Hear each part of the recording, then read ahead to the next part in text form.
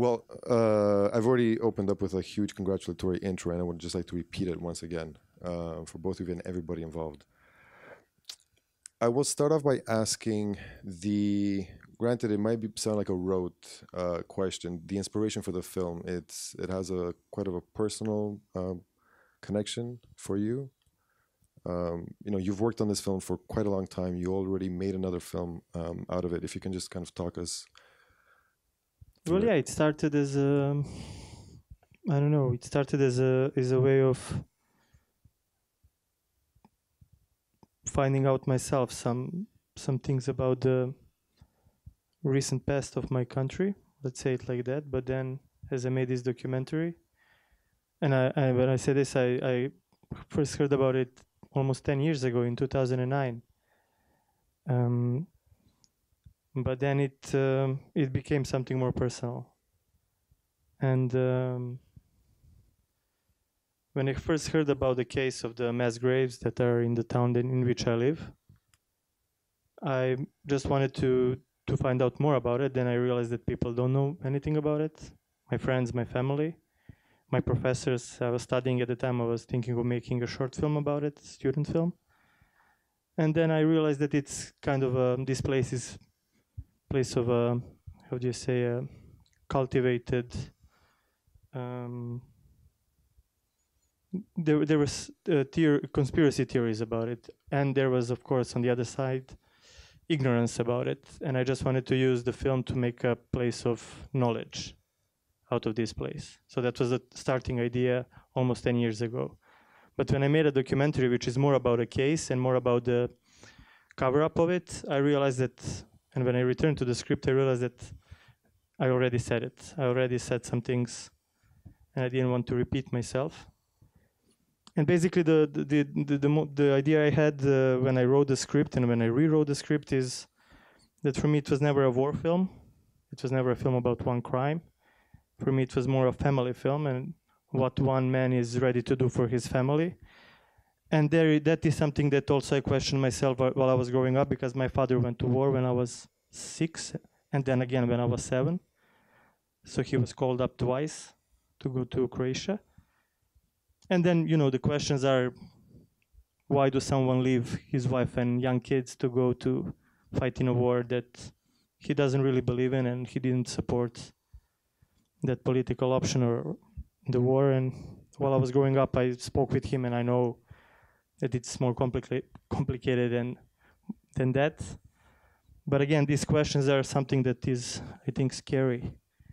And that is something I try to also I don't know, to put myself in this position of my father. And then in the end, this film also became something about the heritage of that generation and what they left to us. And then in the end, of course, the only war that my generation actually had a touch or went through was this NATO bombing. And my memories and the fear and everything, because at the same time I was 14, I was discovering other stuff. And then this happened. So I also wanted to include these feelings of it and my memories and experiences of that time. Like finding out music and girls and stuff like that. Trying to live your normal life, like bombing is not happening. I mean, I think one of the most beautiful elements of the film is the way that you carry the story forward, but then you take us off track. And you look at different people living different lives, living their lives in spite of what's happening in the background, which is never really explicitly shown. And then you kind of and what the beautiful thing is that those stories are not ever finalized. We don't necessarily understand them, but we do feel a certain resilience that they're kind of trying to go through. Do you want to maybe talk? And I think in particular, the first story that happens is also very interesting because it sets up a story, a background, but you never finish it. And I find that a very, very beautiful narrative coup, so to speak. Do you want to maybe talk a bit about that? Well, this thing and also this story at the end about the father and the tree came later on. And for me, when I think about this tree and about this story, I knew that I wanted this kind of form of a film where you have one line. It's like a road movie from A to B. But I have wanted these little branches. And the story is also like about history and about roots. So for me, it's also not only about what our generation left to us. That's why you have their generation, and then you have the kids. It's mostly kids in these sideways digressions. And I also needed this country that was broken up and that in which ruins we are living today, not only in Serbia but in other countries. So it's this country as something that's important for the main character and his parents. So this generational thing was something that was, this idea could be accomplished only by these unfinished stories, and maybe also because something that's characteristic of our generation is that you either, like when this war was happening, and actually not only with war, with all the crises, is something that you actually try not to. You feel you try just to live your life like it's not happening, like it's not touching you, or you run away, or you try to run away to some other country or some other system. So that's also, I don't know, maybe that's why it's cut, because there is not like. And the first story, actually, that was the biggest thing I had in the editing. If I for 3 months it was out, then it was in, then because it was the only digression with some older people, but then as it's about fathers and sons, actually in the script these two people, this guy, are the parents of the blonde kid of Paya. They're his parents. And it was more explicit in the script, and we shot a lot of it when he sits on at the end of his story, when he sits on this, how do you say, swing, he takes out, you see that he's protective of the bag. And we recorded that he takes out the photos, and on the photos you see that they're their parents, and then he throws them away. But then I cut that also from the film, because it's not it's better that everybody for themselves connect it or understand it. Yes. Okay. So we'll open up to questions. Go ahead. Yes.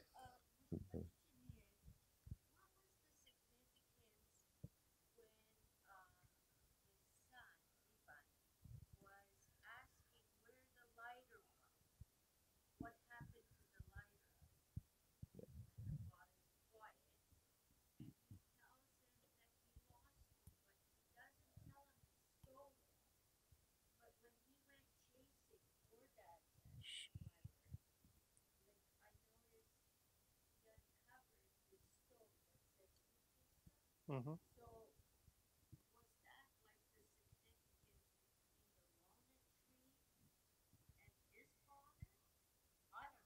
Yeah. So the question is, yeah, if Ognjen could speak about the significance of the lighter and how it relates to Vlada's family and the history behind it. Well, actually, he doesn't uncover Sutjeska, the monument. It's Popina. It's another monument. There's a lot of them. There was a lot of battles. And the idea is that, of course, it's some little object that in the script and in the film, it can serve as a little trigger for the main character, as the monument, as does the postcards, as does every remnant of that country, for him to open up to his son, because it's not only something that reminds him of the country and the values and the childhood he had, but of course of his father and what his father has given to him, left to him. And these little triggers and this hitchhiker, I think, opens up Vlada, prepares him to open up to his son, or maybe to take responsibility, or maybe to not say, oh, somebody else did it to me, to say, I am responsible for losing it. Not only the lighter, but the values, the country. Yeah, the ability to tell truth, the preparation to tell truth. So, yeah. Yes, go ahead.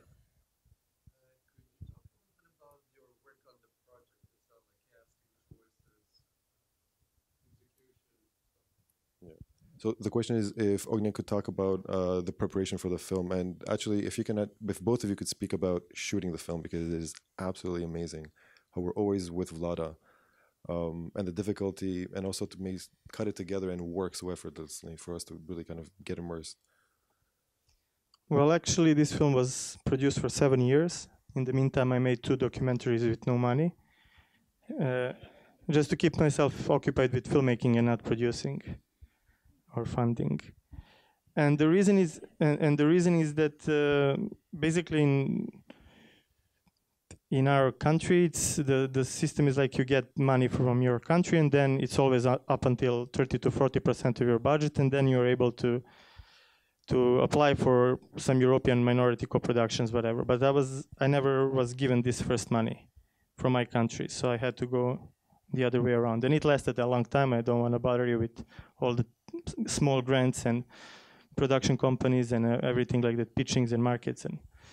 And basically we got money from 10 countries, but like smaller amounts. And in the end, we got the money in our country also. And the thing is that I approached the main, when I wrote the script, I had in mind a non-actor. Then I realized as the script changed that I need someone who will know how to act at certain scenes that are dramatic in a way. So I saw one film and I saw this actor. I mean, he is a very well-known actor in our region. I knew him from some other films, but when I saw him in one film where he played like something that's not typical of him, I thought that he could be the one. And I never, of course, because he's well-known, I never did a casting with him. I just got in contact with him and asked him if he wants to be in the film. And then he read the script and he said, of course, yes. And he asked, when is it gonna be shot? I said, I don't know. And then after 4 years, we shot it. Yeah, so I asked him in 2013. And in 2017, we shot the film. And all the other persons in the films came through casting. And actually, the guy who plays his son in the film is his real son. Yeah, his first role. But he was not the first choice for the role. Actually, the blonde guy was supposed to be his son. The Paya was supposed to be the son. There was other actor who was supposed to be the hitchhiker. But 1 month before the shooting, he said that he doesn't want to be a part of this project. Actually, his father said that. Yeah. And about the shooting, I think maybe Tanya can tell something. It was really... Well, yeah, I mean, I worked with Ogi on a documentary before this. It's called Deb 2, and it's about actual crime. And what I loved about Ogi, that he likes to tell a story with not showing everything, but leaving to the audience to, to the imagination to do the work. And that kind of approach we kind of translated into the fiction just a little bit. So, it was crazy shooting. We had little money. The budget was very, very small.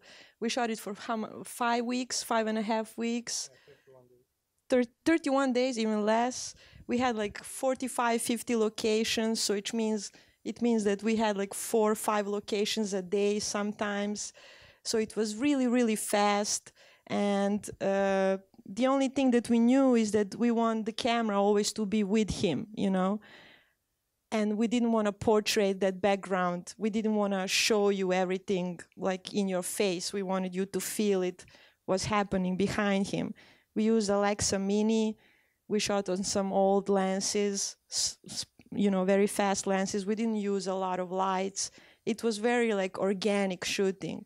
And now when I watch it, I see only mistakes. But I love working with Ogi because he's a very, very smart guy and, like intelligent director. And like, I love his decisions. And although sometimes I was like, why, but now I'm like, oh, now I understand, So, I mean, it was very, very hard, very tough shooting, very, very tough set, like small crew and yeah. Yeah. Thank you. Ditto. We unfortunately have time for just one more question, but I believe we can also go outside and further discuss Of course. at our leisure. Yes, go ahead. Are there many other films that deal with the subject of the NATO bombings or the war? And are people ready to face that history, or is it too soon? Well, you have, of course. I think that there's a lot of films about the wars in each of the countries, not only about the NATO bombings, about the all other 4 wars we had in 8 years.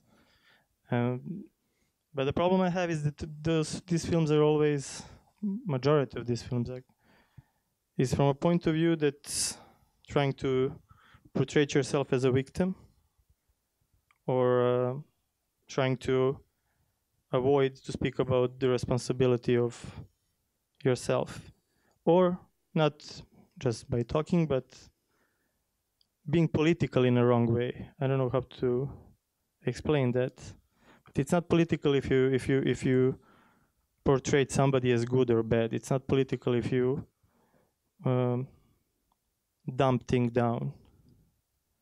And I think that's what's happening. It's like trying to only tell a story, only to show something, to show action or a spectacle or what somebody did to others. I think that a lot of these films are disconnected from the experience that the people who is making it had. So I don't know if that answered the question. But there are a lot, of course. I think that the majority still, even though people don't like to see, when they think, oh, it's a war film about, I don't want to see it. I live through it. So people are pretty resistant to the subject, but that's why I say I don't think that this is only like a war film about NATO bombing, or nor did I use this to be, nor is it political because of the subject is like that, is the war. I think I think it's not only like by telling stories or telling the truth, but it's the way you tell it. And this is where the problem I had with majority of the films that are coming from the region or Yugoslavia, the word that everybody hates. They hate it because because then you have to compare what you have now with what you had before. We'll unfortunately have to end here, but we welcome all of you to please come in the lobby and speak freely and really. Anyway, thank you very much for coming. And honestly, Ognjen and Tatiana, thank you so much.